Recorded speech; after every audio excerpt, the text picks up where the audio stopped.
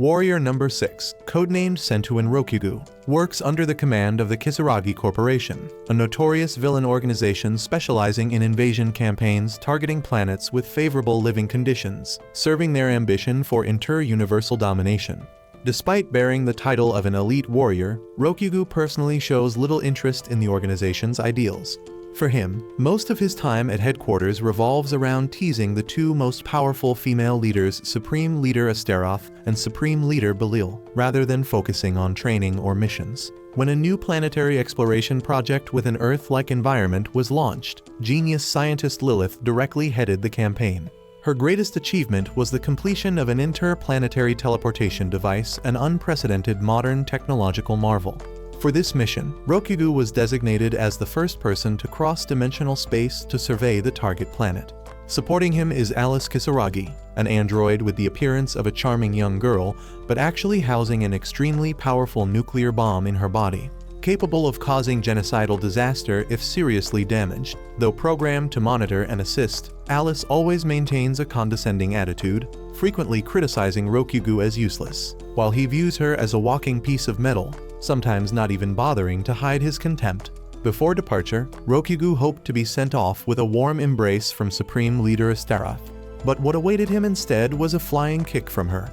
Both were placed in the teleportation chamber by Lilith, who had never had the opportunity to test the device under real conditions. Upon learning he was playing the role of a guinea pig, Rokugu panicked, screaming protests in vain. Nevertheless, the teleportation succeeded, though both landed on the planet in an uncontrolled free fall. While Rokugu had to activate an emergency parachute to save his life, Alice simply fell straight to the ground as she had no features beyond self-destruct mode when damaged. After a less than gentle landing, they discovered an ancient city near their access point and chose that location to build their base. However, Alice informed him that it would take at least 30 days for the spatial structure to stabilize before a teleportation gate back could be opened. To help Rokugu adapt to the new environment, she injected him with nanobots that would immunize him against native pathogens. According to Kisaragi's operational regulations, to summon weapons from Earth, agents must accumulate evil points, a type of energy obtained by performing evil acts. However, Rokugu's mischievous antics only earned enough points to summon trivial items, like suggestive comic books, much to his frustration. Before they could fully understand the situation, both were suddenly attacked by a herd of four-legged monsters. Rokugu immediately drew his gun to fight, while Alice sat calmly as if watching a performance. Despite being annoyed by her indifferent attitude, he used all his accumulated points to summon a long-range gun for her. Seeing no other option, Alice reluctantly joined the battle. Together they repelled the monsters just as a female knight appeared, Snow, the leader of the Royal Guard of the Kingdom of Grace. To maintain their cover, Alice quickly fabricated a dramatic story, describing Rokugu as a hero who had sacrificed himself to save people, but suffered mental confusion due to trauma. Moved by this tragic fate, Snow led them both back to the capital, introducing them as trustworthy warriors. At the royal residence, Rokugu encountered an old tank displayed in the exhibition area. According to the description, this was a vehicle that once helped the kingdom overcome a monster disaster many years ago. They were then taken to the royal palace to meet Princess Tilly's Centauria. The moment he saw her, Rokugu's perverted nature emerged, making Snow firmly believe that his mind had serious issues. Tilly's revealed that the demon race's territory was increasingly becoming desertified by an ancient being called the Sand King, forcing them to encroach on human lands. With weakened defense forces, Tilly's hoped both would assist in the battle. At this point, Rokugu and Alice realized that Snow was actually just trying to use them to score personal points, as she was always obsessed with rank and rewards. While walking around the palace garden, they saw a cube-shaped device called the Raincaller, a legacy of advanced technology that no longer functioned. Recognizing it as an advanced machine, Alice proceeded to repair it. Snow appeared full of hope, as if the machine worked again, she would receive a worthy reward. When it came to entering the activation code, Rokugu deliberately set the password as a phrase related to a scantily clad festival, intending to create an awkward situation for the princess during the inauguration. However, just as the prank was being discussed, Tilly's appeared behind them and heard everything. As a result, both were imprisoned for their inappropriate behavior. Thanks to their significant contribution in restoring the Raincaller, they were pardoned. Tilly's then asked her father's permission to keep the two to serve in the royal court. The Grace King, who doted on his daughter, immediately agreed. Snow, despite vehement objections, was forced to keep her promise to take responsibility if anything happened with the Raincaller, making her accept the continued presence of the two troublemakers at court. Meanwhile, Rokugu secretly smiled with satisfaction at having won in a way no one expected. After witnessing Sentuin Rokugu's capabilities, Tilly's Centauria allowed him to establish an elite special forces team under his direct command. However, due to the prolonged and brutal war with the demon race, the Kingdom of Grace's current forces were nearly depleted, with most young men already at the front lines, leaving the home front with elderly people near death and untrained girls. In such severe personnel shortage, Alice Kisaragi, with her extremely accurate strategic analysis and combat assessment abilities, selected the two most promising individuals from the few remaining. The first was Rose, a little girl with the strange ability to absorb the power of other beings by eating their flesh. Although this power was terrifying, her childish, food-loving personality inadvertently made it easy for Rokugu to tame her. The other was Grim, a wheelchair-bound sorceress with the power to curse anyone she wished. Grim was naturally careless and mysterious, yet upon first meeting Rokugu, she actively flirted with him, hoping to make him interested. Unexpectedly, he responded enthusiastically without hesitation, making Grim blush with embarrassment, as no one had ever dared to look at her directly like that before, and he had even accidentally seen her underwear when she was careless. As a result, she cried and made him take responsibility, beginning a strange bond between two very unusual people. Before the force could stabilize, Rokugu clashed with Snow, the female captain of the Royal Guard over command authority. The two decided to settle it with a public duel, and after using a thigh-squeezing technique he had practiced for many years, Rokugu emerged victorious. Furious, Snow demanded that her opponent be cut into pieces, but Tilly's intervened in time, preventing an unfortunate outcome. A few days later, Rokugu's group entered their first real battle. Instead of applying tactics, the Grace Army simply charged straight into the enemy camp without calculation, making Rokugu both amused and dismayed. He quickly proposed changing the attack direction to target the demon army's logistics, because no matter how strong the enemy forces were, they would still weaken without supplies. The new plan was implemented, and he and Alice led a raid on the enemy's rear using familiar dirty tactics, causing the entire logistics team to flee in panic. Rose then used fire to burn all the supply warehouses, delivering a heavy blow to the enemy forces. Just when victory seemed certain, one of the four heavenly kings under the demon lord Hine appeared and suddenly challenged them.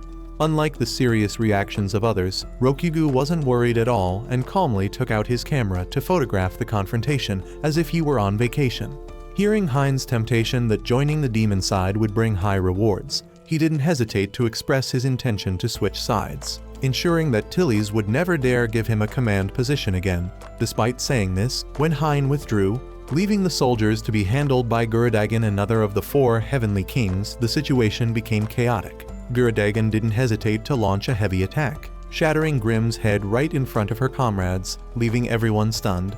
Snow angrily charged forward to fiercely attack in revenge for her friend, while Alice held off the opponent to protect the rear.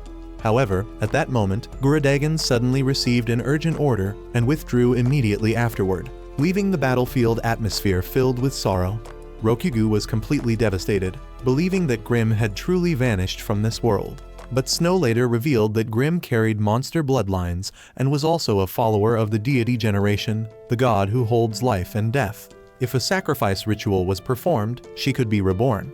After the ceremony was conducted, everyone gradually left, leaving only Rokugu silently keeping vigil beside Grim's body. Not long after, she surprisingly regained consciousness, extremely astonished to learn that someone who was always seen as a living tool meant only to self-destruct in battle was actually cared for by someone. She expressed her desire to go on a date, and Rokugu immediately agreed without thinking.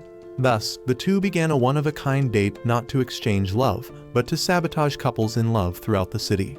During this occasion, Rokugu learned that if Grim's curse on someone failed, the reaction would immediately bounce back onto her body, causing serious injury. That's why Grim's legs could never function normally, forever confined to that wheelchair as the price she paid for curse powers beyond human limits. Thanks to his plan to strike the rear lines and cut off food supplies to the demon side, Sentuin Rokugu forced the entire demon race army to withdraw from the battlefield quickly. However, upon returning to the royal palace, most of the Kingdom of Grace's officials expressed doubt, claiming that Rokugu and his teammates were merely lucky and unworthy of significant rewards. In contrast to this sarcastic attitude, Rokugu maintained his usual calmness, coldly refuting the nobles by presenting specific evidence confirming that his group was indeed the reason for the enemy's retreat. His firm stance greatly pleased the king and Tilly Centauria, who even called him a legendary hero, one who would bear a sacred mark when the world faced the threat of the Demon Lord. Rokugu immediately showed a strange sign that had appeared on his hand, believing himself to be the chosen one, but Tilly's quickly revealed that it was merely an insect bite. Unable to contain his anger, he immediately panicked and screamed for help, while Tilly smiled coldly, adding that the true heir to the mark was her royal brother, so he should abandon his heroic dreams. Just after leaving the palace, Rokugu encountered Rose trembling before Alice Kisaragi's gaze. Well aware of Rose's ability to absorb genetic code from any being she had eaten, Alice decided to force her to eat a rare insect, known for its extraordinary power. Rose was terrified, not daring to touch the disgusting creature, while Rokugu held her tightly so Alice could perform the power transfer ritual, even encouraging her to eat quickly for faster results, threatening to catch more if it wasn't enough. This mental torture drove Rose to desperation. When investigating why someone with such a rare ability would submit to serving in the army instead of living freely elsewhere, Rokugu discovered she had been found in ancient ruins, with faint memories only preserving the image of her grandfather who had created her using a miraculous stone that could materialize any wish. However, during his research, he accidentally touched forbidden arcane magic and lost his life. The army promised to give her answers about that stone, so she agreed to serve. Clearly seeing the deception, Rokugu immediately began ideological enlightenment, with Alice joining in, leaving Rose no choice but to join their unstable team. Back in the resting quarters, Rokugu began lamenting that he still hadn't attracted any beautiful women, despite having decent looks, abundant strength, and having just rendered great service to the kingdom. Just as he was arguing with Alice about matters of romance, Snow suddenly appeared and announced they had to attend a war strategy meeting. At the conference, the generals assessed the situation as extremely difficult, with all hero groups having failed to capture a demon tower of special strategic importance. The nobles sought to shirk responsibility, quickly designating Rokugu to undertake this dangerous mission. Without evasion, he proposed a surprise plan to seize the first floor and then use smoke to fumigate the enemy troops like termites, taking advantage of the tower's spiral architecture to burn everything. However, the officers rejected this, claiming the method was too dirty and contrary to heroic dignity. The next morning, while the Grace Army launched a general offensive, Rokugu refused to join the battle, recognizing that direct attacks would only lead to defeat as his side was too weak and unwilling to use their heads. Snow angrily called him a coward, then left to fight alone. By evening, the battle was still ongoing, with Snow returning exhausted. At the same time, Grim, who had just dreamed of a strange scene between Rokugu and Tilly's, was awakened in panic. Taking advantage of the chaos, Rokugu used a nail gun to climb the tower via the outer wall. Midway, Snow was nearly exhausted from having used all her strength in the previous battle. With no other option, Rokugu had to carry her on his back, filled with joy as their bodies pressed together, especially feeling her substantial chest pressed against his back.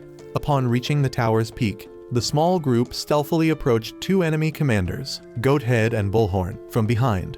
While those two were busy celebrating their victory, Rokugu suddenly appeared, kicking Goathead off the top, then threatening Bullhorn to stay still unless he wanted his comrade thrown next. After several shameless moves, he had someone throw stones at Bullhorn's head until he passed out, then used Goathead's body as an exchange item, demanding Bullhorn ransom his friend with treasure. The victory ended with sighs of exasperation from allies, and the team returned to the city with a reward of a massive bag of gold from Snow spoils she owed him from 2 previous achievements. Upon learning this money was enough for a family to live comfortably for an entire year, Rokugu decided to quit his job as a Kisaragi agent, retire completely, and live in grace as a high-class citizen, enjoying a leisurely life without concerns for danger. Shortly after participating in the raid on the central tower controlled by enemy forces, Sentuin, Rokugu, and Snow were unexpectedly publicly commended by the commander-in-chief of the Kisaragi forces in front of the entire army for bringing about a pivotal victory. However, before they could enjoy the feeling of glory after this rare achievement, Both were immediately assigned another mission many times more dangerous, directly confronting the upcoming attack of an army commanded by Hine. Although Rokugu was somewhat suspicious, as this plan was initiated by the cunning chief of staff, who was notorious for always finding ways to push him into desperate situations, he still accepted, partly because he didn't want to disappoint Snow. She was full of hope that if they completed the mission excellently, their rewards and path to advancement would exceed all expectations. The counterattack formation was deployed swiftly, with all logistics completed to prepare for confronting the forces from the Demon Realm. Rokugu fully understood that his role in the campaign was merely a pawn pushed to the front lines to take hits for those sitting comfortably behind. Recognizing the potential for massive casualties, Alice Kisaragi secretly proposed that the entire team should only fight symbolically and then quickly withdraw to minimize unnecessary losses.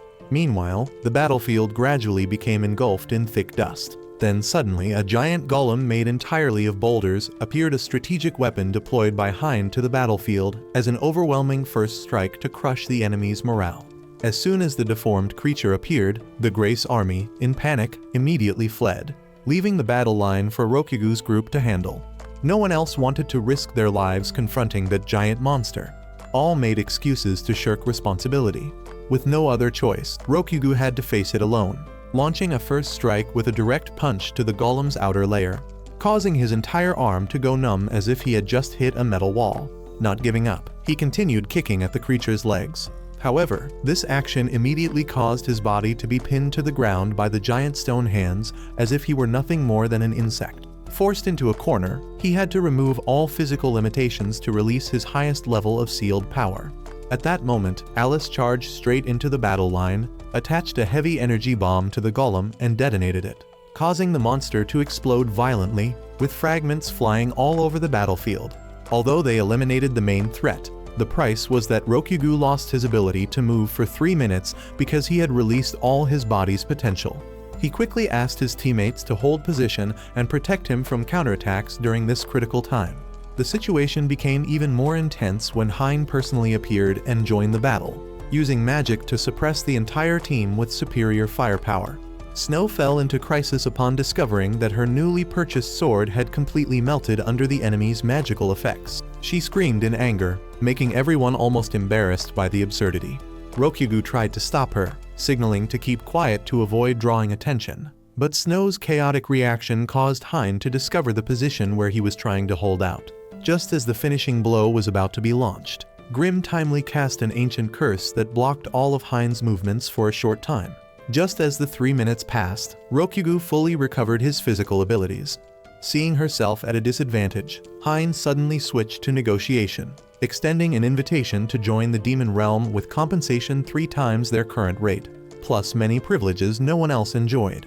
Faced with this attractive offer, Rokugu showed extreme interest, even expressing goodwill in his usual humorous way.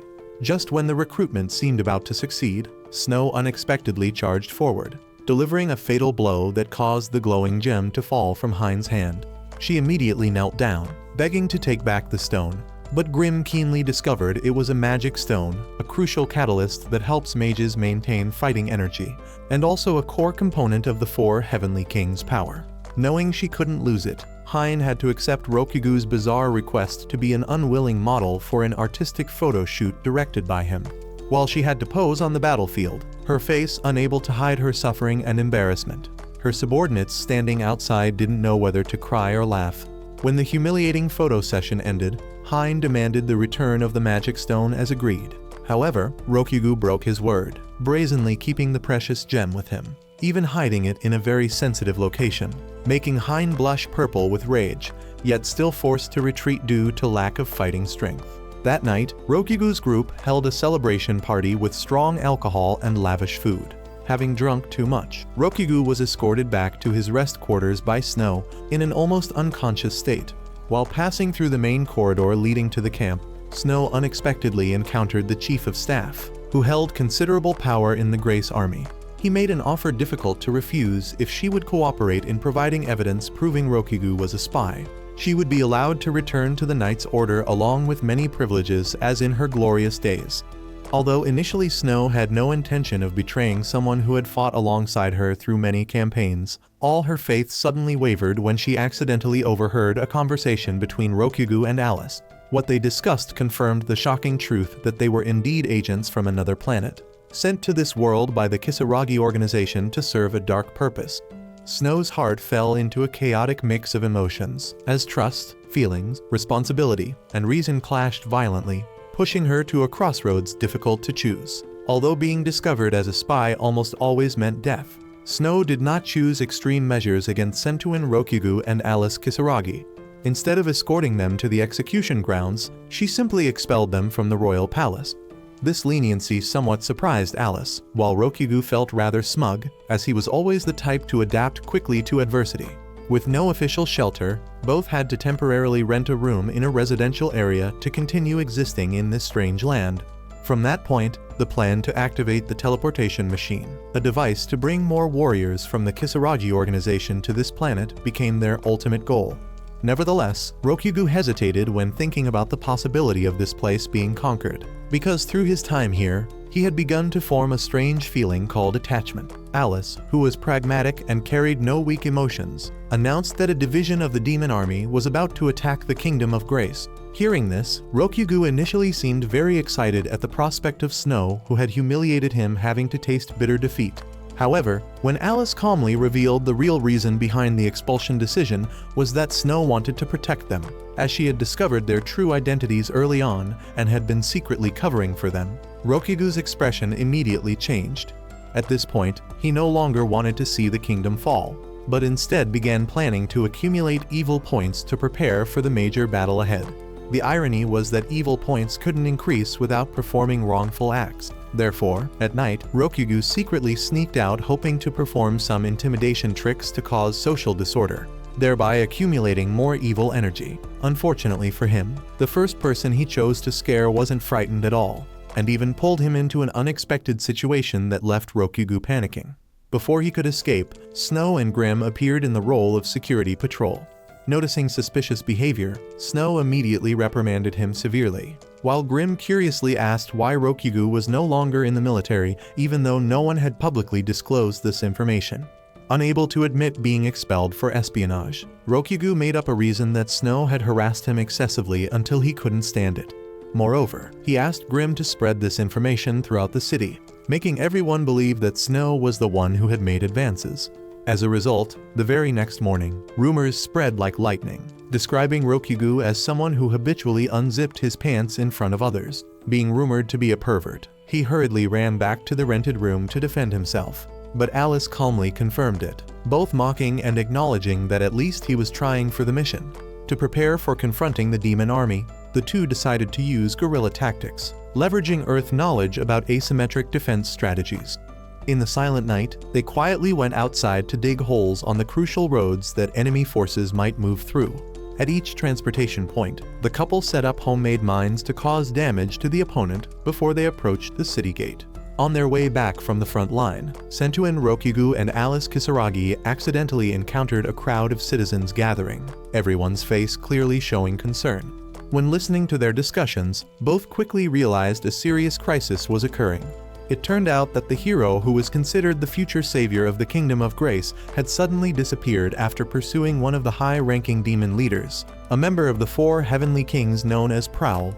The pursuit seemed like a fateful turning point, but unfortunately, the hero encountered a special type of magic called random teleportation, a spell that transports the target to a completely random coordinate on this planet, where the probability of survival was almost zero.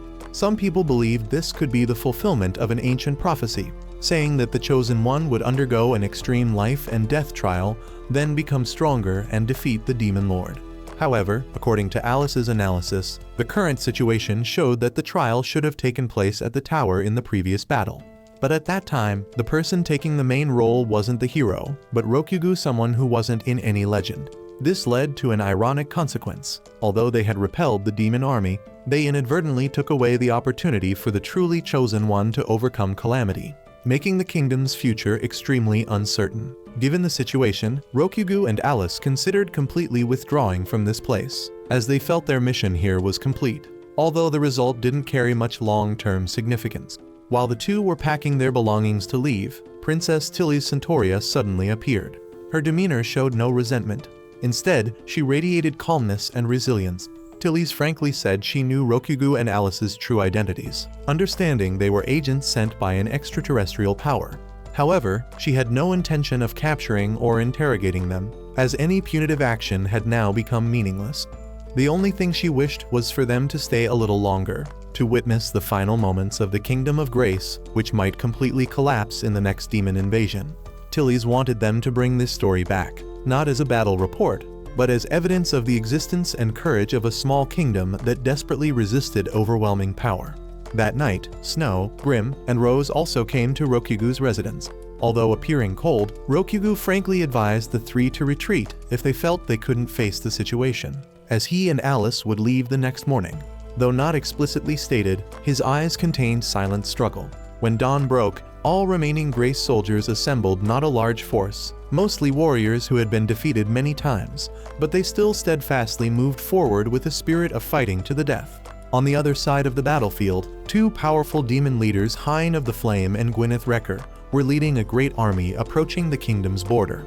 The uneven battle seemed like it would end quickly, but at the crucial moment, the mine traps and buried bomb systems previously established by Rokugu and Alice detonated in sequence. The unexpected firepower from beneath the earth not only destroyed numerous gem-type combat creatures, but also disrupted the demon formation. The chaotic scene made Hine extremely angry when she realized she had just been trapped by someone she had once considered harmless.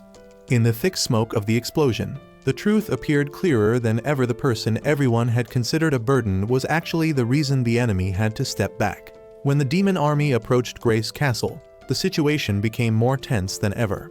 Noticing the giant golems gradually entering the fortress, Snow immediately requested Grim to cast a type of curse to hold them back. While Grim was concentrating on channeling energy to launch the curse, Hine of the Flame suddenly appeared, directly attacking the sorceress who was casting magic. Witnessing this scene, Rose, who carried monster blood, immediately rushed out to block the attack for her teammate without hesitation. This created an opportunity for Grim to activate a curse on Hine. However, the unexpected thing was that her magic was completely ineffective against the enemy's power, which exceeded control thresholds. Meanwhile, Gwyneth Wrecker had also entered the battlefield. He used his savage muscle power to grab Rose as she rushed toward him, grabbed her leg, and threw her hard against the wall, causing her to hit the thick stone and bleed. Pressing the advantage, he prepared to finish off Snow. But before he could act, Rose struggled to get up, burning herself with internal fire to stop the attack and protect her leader. At this point, Snow understood that if she stayed, she would be nothing but a burden. Under the urgent urging from both Grim and Rose, she was forced to retreat to find a way to support Sentu and Rokugu, who was preparing to evacuate Princess Tilly's Centauria from the castle. However, when they just reached the basement, the group unexpectedly encountered Snow again. In that urgent moment, the warrior begged Rokugu and Alice Kisaragi to stay and save those at the front, even knowing that request might force them to face extreme danger. Rokugu initially refused, as he knew clearly that the current evil points were just enough to use the teleportation gate to withdraw. Nevertheless, when seeing the absolutely sincere look in Snow's eyes, his heart began to waver. Finally, Rokugu agreed to join the battle. He immediately ordered Alice to summon a high-tech sniper rifle for long-range support. However, an unexpected incident occurred when Alice announced that the accumulated evil points had been severely depleted because Rokugu had foolishly spent them on trivial entertainment items the night before, leading to the current situation where there weren't enough points to summon weapons. The situation now became perilous. Alice suggested an extreme solution. If he wanted to have enough points immediately, Rokugu would have to do something cruel that others would hate, thereby accumulating the missing points. Without much time to think, Rokugu decided to go back and punch the king a few times to achieve the goal, as according to Kisaragi organization principles, unreasonably harming vulnerable people would earn many evil points. However, Princess Tilly's and Snow immediately intervened, not wanting him to harm the elderly king. While everyone was still struggling, Snow suddenly made a proposal that stunned everyone. For the kingdom's survival, she was willing to let Rokugu do anything to her, as long as it met the standard of being considered evil in the organization's evaluation system. Faced with such a sacrificial action, Rokugu couldn't help but feel confused. However, for the greater good, he was forced to make a decision to turn the tide in a battle that seemed hopeless. In the crucial moment when Sentuin Rokugu was about to perform an action symbolizing his promise of attachment to Snow, he let nervousness take control, leading to an awkward accident where he inadvertently removed her last layer of clothing in front of everyone. Although the situation didn't unfold as expected, he still gained enough evil points to summon a modern sniper rifle with superior power. Not wasting time, Rokugu used the gun to take down all the golems attacking from the demon army. This powerful counterattack infuriated both Gwyneth Wrecker and Hine of the Flame, who immediately flew with their core henchmen straight to the defense line where Rokugu was stationed. A fierce exchange quickly erupted. Faced with the dangerous situation, Alice Kisaragi immediately supported Rokugu by activating the emergency summoning mode, bringing in a special melee weapon, a power saw that enhanced physical strength stats. Not letting the enemy have a chance to attack first, Rokugu roared, releasing all energy limits, then lunged like a steel tornado, cutting Gwyneth's body into pieces along with his minions in an extremely brutal way. In that rage, he couldn't even distinguish between enemy and ally, nearly taking Snow's life with his saw blade. Fortunately, she managed to dodge before things went beyond control. Hine, the only survivor on the demon side, stood still with horrified eyes. She didn't dare act anymore when realizing she was facing someone who followed no standards whatsoever. Instead, both sides agreed to a temporary compromise, ceasing hostilities for a month to stabilize forces and reorganize. As the smoke gradually cleared and the battlefield became quiet, Snow approached Rokugu with softened eyes. She placed a kiss on his cheek as a sincere thank you for saving the entire Kingdom of Grace from extinction. In her heart, that moment made her believe something deeper than mere comradeship could exist between them. However, contrary to this expectation, Rokugu only saw her as a temporary entertainment item. He didn't nurture any serious feelings, causing Snow, who had just opened her heart, to become furiously angry. She immediately drew her sword and swung repeatedly at Rokugu in uncontrollable rage, as if wanting to release all the disappointment and hurt that was surging. Thanks to the overwhelming victory against the demon army, Rokugu and Alice were called back to the palace to continue serving this nation. Despite their not-so-glorious true background, for them, the important thing now was that trust had been regained from those who had once scorned or doubted them.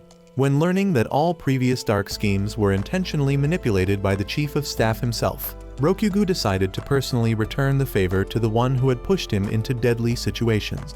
In a private meeting, he didn't hesitate to use super adhesive tape to strip off the sparse hair remaining on that cunning old man's head.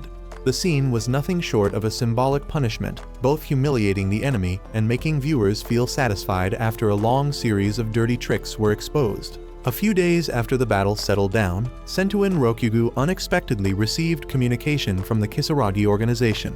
The emotions suppressed over time made him immediately express dissatisfaction about the previous teleportation. Clearly, the success probability was below 50%. Yet he was still forced to become an experimental guinea pig, nearly losing his life in a strange space. While venting his anger, Rokugu deliberately made a bizarre compensation demand by forcing female leader Asteroth to marry him as a form of reparation, leaving the person on the other end stunned, not knowing if he was serious or joking. Setting that aside, the organization had sent a new assistant to support Rokugu and Alice Kisaragi, a tiger warrior possessing superior strength. From their first meeting, neither bothered with formalities, immediately challenging each other to determine superiority. However, Rokugu accidentally broke the sword he had borrowed from Snow in the very first exchange. To cover up the accident, Alice came up with the idea of wrapping it in cold rice and pretending nothing had happened, even though she knew it wouldn't be easy to hide. Just then, Snow unexpectedly came looking for them and asked for her beloved sword back. Faced with her expectant gaze, Rokugu spontaneously fabricated an emotional story that the sword had heroically sacrificed itself in a death battle against the demon lord, an explanation that seemed irrational but was delivered with such a solemn face that listeners couldn't distinguish truth from fiction. Snow, upon witnessing the shattered state of her expensive weapon, couldn't help but cry over the loss. However, that emotion was immediately replaced after the tiger warrior presented her with another exquisite katana. Receiving the unexpected gift, Snow immediately changed her attitude, joyfully embracing her benefactor. Ironically, that tiger man was only interested in young, petite girls, completely opposite to Snow's hot, curvaceous physique, causing her to be mercilessly rejected. That evening, the group gathered at a tavern to relax. During conversation, people accidentally learned that Rokugu and Alice's real mission was to collect information about this planet. Realizing this was an ideal time to learn about the native ecosystem, Alice asked Snow to guide them into the forest. In response, Snow agreed, and the next morning, the group began their exploration. As they ventured deeper into the dense area, they discovered a giant snake carcass hanging a characteristic sign indicating this territory belonged to the Kakavaz tribe, a species that used primitive weapons to protect their domain. Before they could comment further, an axe blade flew past Rokugu's face, causing him to run away in fear, only to discover shortly after that he had lost his two companions. While wandering around trying to find his way back, a giant shrimp appeared behind him, causing panic to erupt again. However, this creature didn't show hostility and even bore obvious wounds, moving Rokugu to befriend it. Just as the friendship between man and crustacean was budding, Snow charged in from nowhere and sliced the shrimp in half, considering it perfect ingredients for cheese-grilled shrimp. While everyone eagerly picked at the meat pieces in excitement, Rokugu sat aside, regretting the relationship that never had a chance to form. Immediately after the meal, Alice and Grimm, who always believed in faith, engaged in a heated argument about belief and reason. Neither would yield, so they took each other outside to prove their points. Although not understanding why he had to follow, Rokugu still went along as if watching entertainment. To perform the deity summoning ritual, Grimm needed to kill a small animal, but lacked the courage. Alice substituted with another item and handed it to her, creating conditions for the ceremony to proceed. As a result, a humanoid entity appeared, a seductive demoness with a sensual body, declaring she could fulfill any wish of the summoner. Rokugu didn't miss the opportunity, immediately requesting to become royalty surrounded by beautiful women in exchange for his soul. Just as he was about to speak his real name, Alice discovered this was merely a three-dimensional projection rather than the actual entity, causing her to suspect it was a scam. Exposed, the demoness angrily attacked, but since Alice was an android, the attack was completely useless. When forced to fulfill a wish, Alice requested the creation of several planets inhabited by humans. The demoness immediately burst into tears, knowing she couldn't accomplish that. Not stopping there, Alice continued with another choice, requesting the elimination of all living entities on this planet, from monsters and demon lords to supernatural beings, but the answer was still impossible. Finally, she suggested helping fix a clogged toilet in the barracks. Unable to bear this humiliation, the demoness panicked, reverted to her true form, apologized profusely, then packed up and fled, leaving behind a group of people still shocked by what they had just witnessed. Amidst escalating tensions between countries and forces, Princess Tilly's of the Kingdom of Grace continued to strive to find ways to save her country, which was suffering from severe drought. Hoping to re-establish the freshwater source necessary to sustain life, she decided to activate an ancient weather control device to create sufficient rainfall. However, an awkward situation occurred when the machinery system required a restart password programmed by Sentuin Rokugu, a person notorious for his peculiar thinking and frequently bizarre behavior. The encoded character string he left behind not only carried offensive implications, but was also full of satirical elements that made all the court officials blush furiously when reading it. Despite considerable embarrassment, the technical team finally succeeded in decoding it, causing the rain-calling machine to function again, bringing salvation rain to the barren land.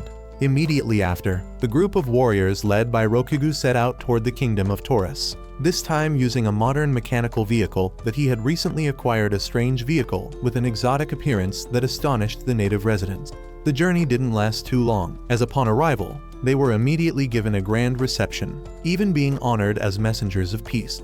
A lavish evening banquet was held at the royal palace to honor the delegation's presence, making the atmosphere exciting.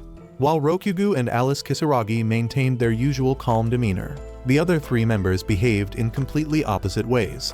Grimm continuously scanned her eyes across the banquet hall, determined to find a handsome man attractive enough to win her heart for the night, while Snow fell into a state of dreamy fantasy, nurturing the illusion of becoming a noble consort living in luxury.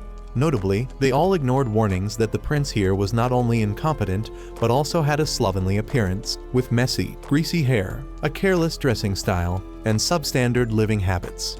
Nevertheless, Snow stubbornly pursued her life-changing opportunity by approaching him, hoping her sensual figure combined with smooth words would help her score points. However, when coldly ignored, her dream shattered like smoke.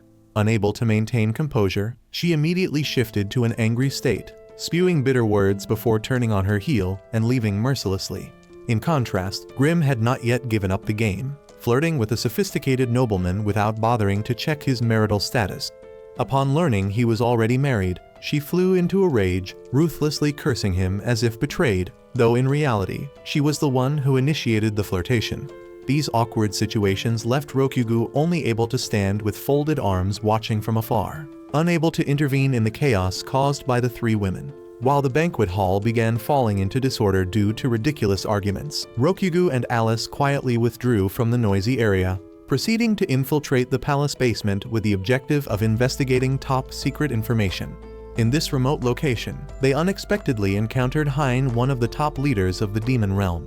Not wasting the opportunity, Rokugu acted swiftly, subduing her before she could react. However, just as the action ended, another character appeared, Kisaragi Hyoka, a powerful female warrior with enemy status. Without hesitation, Rokugu closed in, captured Hyoka, and conducted an interrogation using brutal methods, heavily tinged with the rudeness typically seen in him. Alice observed the entire process with eyes clearly showing excitement, as she always sought ways to encourage Rokugu to demonstrate his evil nature, thereby accumulating more evil points. Each time he behaved shamefully toward Hyoka, his evil index jumped, allowing both to achieve their own benefits in a strange symbiotic relationship. After extracting essential information, Rokugu and Alice returned to confront the Prince of Taurus directly. They presented evidence showing that this kingdom was secretly trading water crystals with the demon race, an action that could tip the balance of war. The prince didn't deny it but calmly admitted it, citing that the agreement was established to ensure fragile peace. Hyoka also appeared at the right moment to defend this stance, arguing that cooperation was the way to maintain national stability during chaotic times. Faced with this situation, Snow tried to turn things around by using her body as an advantage, deploying once more the seduction tactic. Not to be outdone, Hyoka joined the confrontation with her own cold allure, creating an intense beauty contest between the two women. However, the surprising truth was revealed when the prince turned out to have lost his physiological capabilities, making both women's efforts ridiculous jokes. In his suspicion, Rokugu couldn't control himself and suddenly performed an unprecedented offensive action, directly placing a sensitive item on the prince's head as a derogatory provocation. This outrageous behavior not only shocked the banquet hall, but also broke the diplomatic connection between the two countries. The Kingdom of Taurus immediately viewed this as a supreme insult, declaring the severance of all alliances with the Kingdom of Grace to switch to joining hands with the demon realm. The biggest loser was Snow, who had just recently been reinstated, now facing the loss of everything due to a mistake caused by her teammate. Foreseeing the approaching risk of armed conflict, Princess Tilly's quickly promoted war preparation plans. However, the prolonged drought made water shortage the biggest barrier in the defense effort. Therefore, Rokugu's warrior group was assigned a new mission to penetrate the harsh desert area, heading to Sand King's territory with the goal of seeking a mysterious fruit called water fruit, the only thing still capable of turning the situation around before full-scale war erupts. Immediately after receiving the new mission from Princess Tilly's, Sentuin Rokugu's group quickly set out toward the barren desert, a place believed to be the territory of Sand King, a legendary creature mentioned in ancient documents. With high determination to save the kingdom suffering from severe water shortage, they overcame the scorching heat to enter this dangerous area. After a short time searching in harsh conditions, the group unexpectedly discovered a bunch of juicy fruits full of water, the so-called water fruits, and they immediately gathered them excitedly into bags. Snow was extremely excited, believing that if she could bring these fruits back, she could redeem her honor and be reinstated after the shocking diplomatic scandal earlier. However, just as joy began to flicker, disaster struck. From deep within the sand, Sand King suddenly emerged with a gigantic form, a mole with steel-thick skin, sharp claws, and fierce red eyes full of killing intent. Rokugu quickly realized the horrifying truth. The water fruits they had just picked were actually living parts of this monster's body, possibly glands or biological cysts, helping it adapt in the desert environment. Upon realizing what it perceived as theft of its living organs, the giant creature roared, then charged toward the vehicle full of water fruits at terrifying speed, creating a devastating sandstorm. Faced with the approaching danger, Alice immediately ordered everyone to jump off the vehicle to preserve their lives. Not long after, the impact from Sand King completely buried the vehicle and the precious bag of water fruits in the burning sand, erasing all the group's efforts in an instant. Having lost their vehicle and supplies, they were forced to walk across the vast desert, hoping to return to the Kingdom of Grace before completely exhausting themselves. However, the situation grew increasingly worse. Despite walking for many days, the horizon still showed only yellow sand and hot wind. The group gradually became exhausted, with both spirit and physical strength falling into an alarming state, while food supplies were almost depleted. In this critical moment, the only thing left in the food bag was a few dried body parts of creatures belonging to the octopus tribe, which they had defeated earlier. With no other options, everyone had to use them as ingredients for meals. Rokugu strongly objected, feeling unable to swallow such a strange food, but the others didn't bother listening, even joining forces to hold him down and force-feed him a large spoonful that nearly choked him. That evening, Alice, who was an android but still retained some humanity, could no longer endure the scene of hardship and the prolonged atmosphere of despair. She proposed an unorthodox plan, encouraging Rokugu to use his familiar lowly tricks on Snow to accumulate evil points, exchanging them for the necessary energy to escape their current situation. After hearing this, Rokugu nodded in agreement, considering it a feasible solution. He immediately switched to action, but unexpectedly, Snow resisted extremely strongly, preventing him from doing anything beyond minor teasing. Utterly failing, Rokugu had to switch targets to Grim, who had fallen into a state of unconsciousness due to exhaustion. However, his efforts to earn evil points also proved futile, because the system didn't record bonus points when the subject was unconscious, making him feel extremely frustrated. In the following days, the group continued trudging on hot sand under the blazing sun, trying to move forward with the faint hope of finding a town, village, or any sign of survival in this dead land. Everyone was exhausted, while Rokugu began to doubt the real value of his antics, because no matter how hard he tried, if actions didn't meet the conditions, the system wouldn't recognize anything, leaving him with a sense of helplessness, both funny and bitter. After many days wandering in the harsh sea of sand, the group's situation reached a deadlock as clean water ran out, food supplies were almost gone, and everyone's spirit had nearly hit rock bottom. When everyone was exhausted, Snow, with a haggard face and whispering voice, proactively proposed a bold action, letting Rokugu peek at her goods to activate the evil point accumulation system. Although this behavior was quite daring, because she volunteered herself, the system didn't record any points, making all efforts futile. Realizing the situation couldn't continue like this forever, Rokugu began to think more seriously about the principle of point accumulation. According to his personal analysis, point increases only occurred when behavior exceeded moral boundaries or caused real psychological damage to others. Therefore, he vaguely proposed an idea to cross the line with Snow to do it once to push the system to the extreme.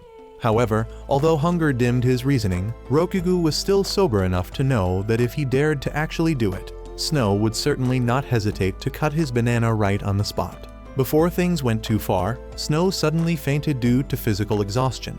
Seeing a golden opportunity, Alice didn't hesitate to urge Rokugu to act, taking advantage of her unconscious state to increase points.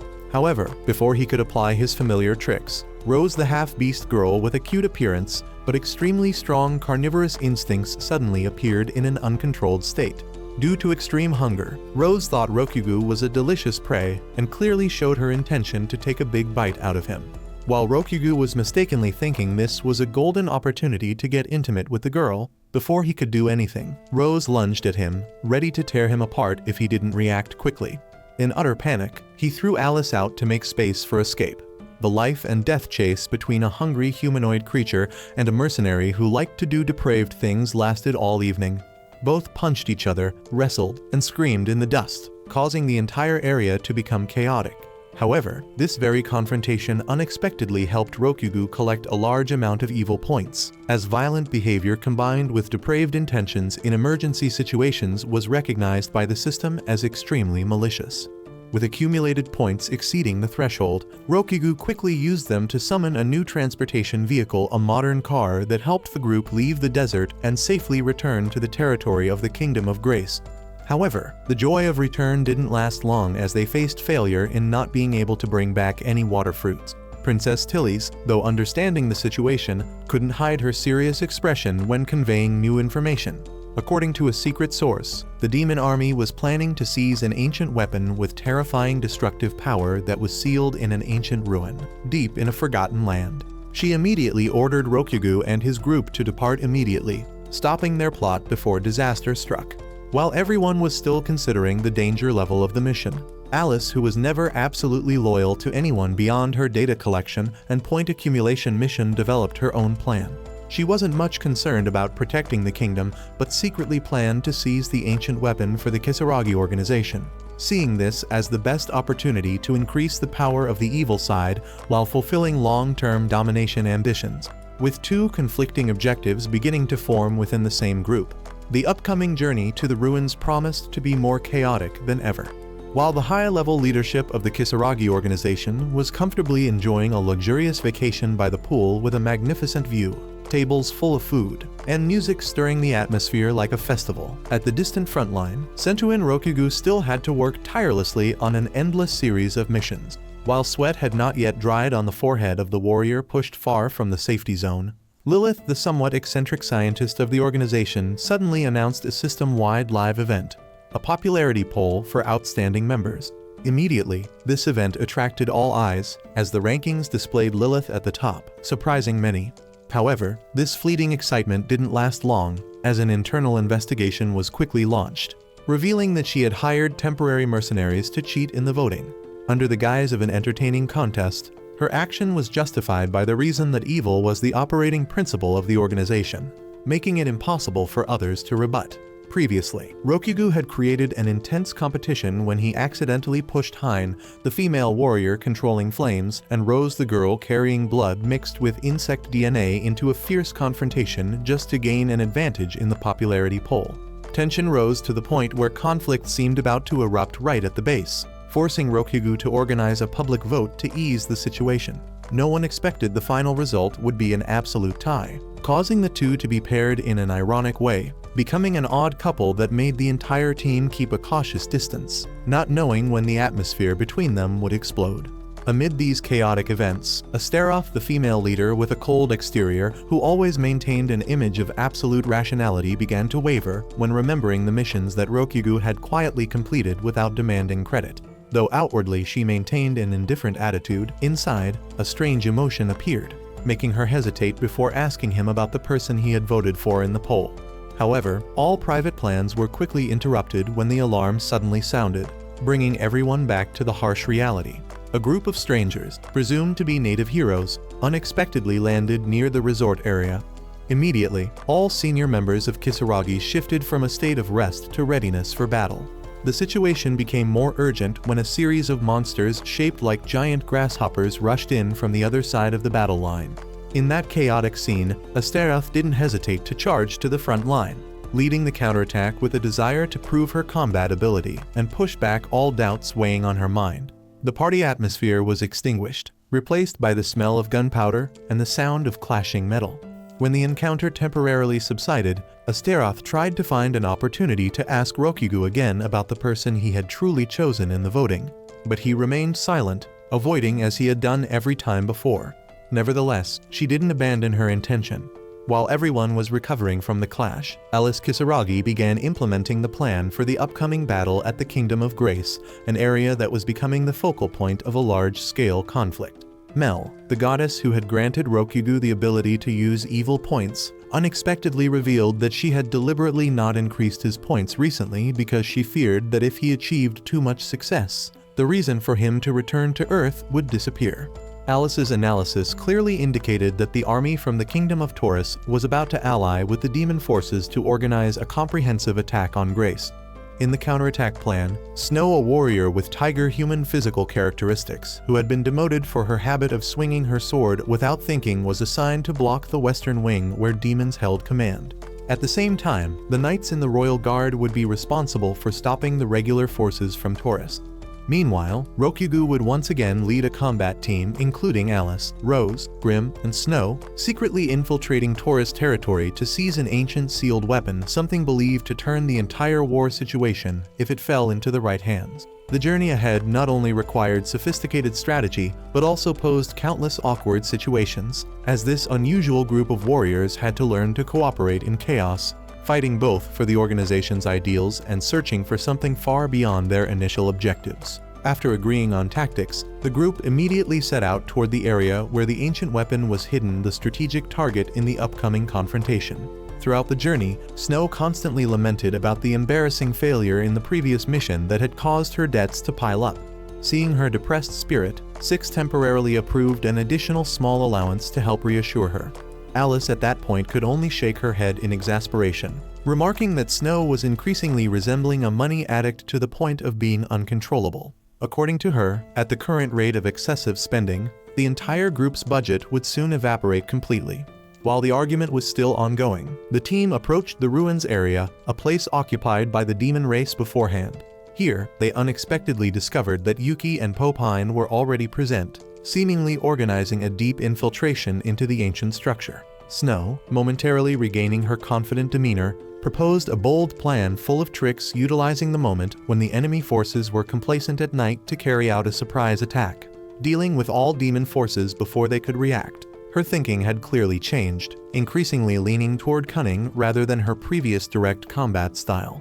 Alice bluntly suggested that Snow had perhaps been influenced by Six in her character, as she gradually revealed a crafty nature.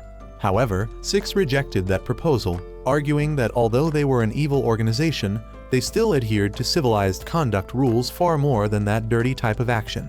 Instead, he suggested the group should take time to rest, as a more feasible plan was to wait for the demon forces to go in first, letting them activate all the hidden mechanisms inside the ruins. Then, the group would just need to follow, safely passing all traps and finally seizing the weapon at the end. The next morning, the group silently tracked behind Yuki's army, going deep into the central area.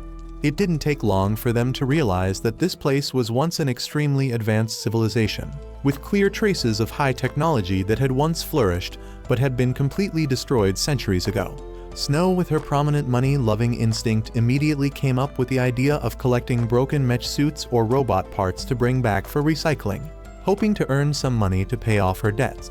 Alice could only glare at her without blinking, while Six maintained calm, closely observing the situation inside to determine the exact location of the ancient weapon they needed to steal. According to the plan laid out previously, Six asked the entire group to keep their distance, silently monitoring each step of Yuki and Hine while the two tried to overcome a series of defensive mechanisms inside the ancient ruins. Not stopping there, Grim, the sorceress specializing in curses, was instructed to cast dark magic to hinder Yuki and Hine's ability to use magic, forcing them to consume a lot of physical strength during movement. However, Six's overly calculated and somewhat cruel behavior began to cause dissatisfaction among the female members of the group. Recognizing the risk of the situation falling apart, he immediately pulled out his wallet, skillfully proposing an off-budget compensation. As soon as they heard about the remuneration, the entire group swiftly changed their attitude, unanimously carrying out the original plan more enthusiastically than ever. As predicted, after much strenuous effort, Yuki and Hine finally found the area hiding the ancient weapon, something capable of turning the tide of war if it fell into the right hands. However, before the two could rejoice, suddenly from behind, Six appeared without hesitation, delivering a precise kick that exploded Hine's 2 gems, causing him to collapse on the spot. At the same time, Snow, Rose, and Grim coordinated to close in, immediately locking down all of Yuki's escape routes. Although Yuki quickly realized Six's entire insidious plan, from lurking behind to choosing the perfect moment to strike, it was all too late. Six intended to perform some evil point-generating actions on her to serve the organization's promotion system. But Alice suddenly alerted that Hine showed signs of stopped breathing after the fatal kick earlier. In an effort to salvage the situation, Alice gave Six a special recovery potion, enough to save Hine from the critical condition. Upon waking up, he was immediately forced to help Six unseal the ancient weapon that was sealed inside the center of the ruins. However, what no one expected was that Hine would take advantage of that moment to switch roles, activating the entire control system, thereby gaining dominion over this terrifying war artifact. During the chaos, Yuki managed to cast a teleportation spell to retreat, but Six quickly grabbed her bra before she could completely disappear. As a result, Yuki's sensitive part was exposed right in front of the demon crowd, making the situation extremely embarrassing. Right after that, the entire group quickly found a way to withdraw from the ruins, while the ancient weapon, now under Hine's control, began launching attacks to prevent them from leaving. The situation became urgent when the only exit was blocked, forcing the group to immediately devise a response plan if they didn't want to be buried with the remains of the ancient civilization. Amidst the chaotic situation, right after Combat Agent 6 unexpectedly took a dangerous blow from Hine, the situation immediately became disorderly. The white-haired witch erupted in extreme anger, resolutely vowing to destroy the entire opposing group to avenge that painful strike.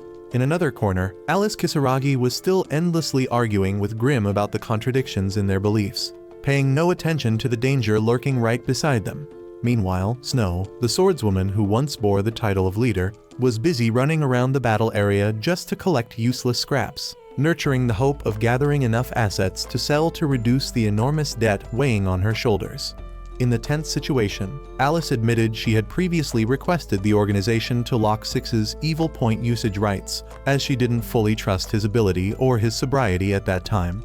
However, now, in this urgent moment, all barriers were removed as long as he could hold Hine back long enough for her to establish a transmission line with headquarters, activating the transfer of specialized strategic weapons to deal with the giant robot that Hine was controlling to attack. Without hesitation, Six stepped forward to the front line. Facing the tall iron machine, he decided to play a life and death gamble, spending all accumulated evil points to summon a series of heavy weaponry. However, the robot's super durable armor made all attack efforts with heavy artillery ineffective. In the brief moment to assess the situation, Six immediately drew out the weapon that had helped him escape many life-threatening situations before a sword-chainsaw hybrid. A fierce slash was delivered right to the leg, causing the left pillar structure to be torn open, creating an important turning point. Although not yet able to completely defeat this iron monster, that strike had made the opponent wary of the potential power he possessed, while opening an opportunity to reverse the chess game for the team. Just when the situation seemed to be gradually tilting toward the Allies, a technical issue unexpectedly occurred, causing the robot that Grimm was controlling to become off-center, lose balance, and crash down, accidentally crushing Six. Seizing the golden opportunity, Grimm immediately approached to prepare a finishing move. However, before things became worse, a spider-shaped combat machine codenamed Destroyer suddenly rushed in. This was the cutting-edge weapon that Alice had skillfully borrowed from the organization to deal with the special situation. Possessing superior strength with high flexibility, it easily swept away the enemy robot in just a few decisive strikes. 3 days after the incident, Six woke up from a deep coma. Confusion overwhelmed him when he realized Alice hadn't left a step during that time, even taking care of him attentively down to every detail. Although outwardly trying to appear indifferent, deep inside, he knew clearly that she always put the safety of teammates above all, never letting anyone be left behind in danger. Realizing that this area was still in a state of serious shortage of clean water, Six and Alice went to Grimm's detention place with the goal of persuading him to support, as they knew well he had once held water system magic. However, the negotiation effort soon reached a dead end when Grimm showed stubbornness, refusing to cooperate despite being persuaded in many ways. To resolve the situation, Six had to seek help from a special comrade, Tiger Man, a brave tiger person whose peculiar hobby was dressing up as a woman. Thanks to his bold style, not hesitating to use unexpected and unpredictable tricks, he quickly made Grimm accept concessions, contributing to the effort of stabilizing the water source for this harsh land. Life continued to pass in a mixture of humor and danger, making each day in Six's journey in this strange world become a chain of irrational challenges but also full of color. Despite the main mission still being unfinished, he still had to continue enduring the chaos from his quirky harem, both fighting to survive and finding ways to integrate with the chaotic rhythm of life coming from all sides.